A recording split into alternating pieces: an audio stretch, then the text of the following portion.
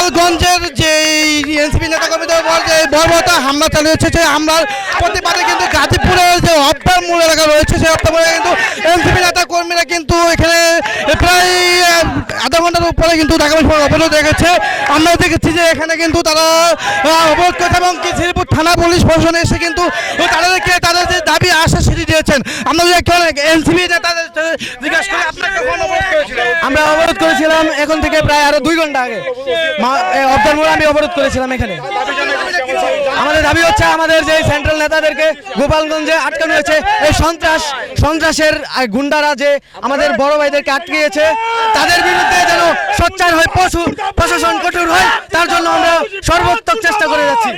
যেমন জানাচ্ছিলেন যে এখানে এনসিপি নেতাদের কিন্তু বলছেন যে দীর্ঘ 2 ঘন্টা পর ঢাকা মহানগর মহাসড়ক তারা ছেড়ে দিচ্ছেন। আমরা যদি আর কোনো কথা বলি যে তিনি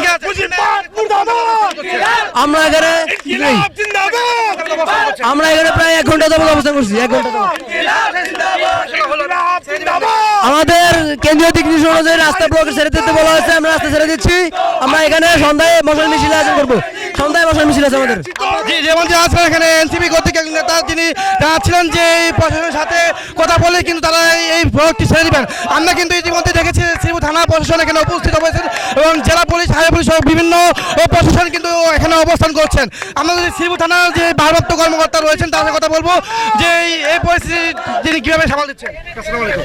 জি, কি বলেন, আমি তো এইখানে তাদের সাথে কথা বলেছি। তারা যে কাজের জন্য রাস্তাটা অবরোধ করেছে, যে দাবি দেওয়া তারা তুলেছে, সেই দাবি দেওয়ার সাথে আমরাও একমত। আমরা তাদের কথাগুলি মেনে নিয়েছি। তারা এখন রাস্তা ছেড়ে দেবে বলে আমার কাছে সম্মতি প্রদান করেছে।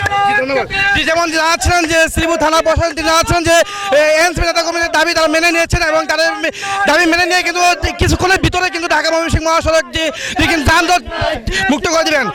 গাজীপুর থেকে এনসিপি নেতাকর্মীদের অবরোধ সম্মতি নিয়ে আমি জানাচ্ছিলাম MS খান, মুভি বাংলা টেলিভিশন, গাজীপুর।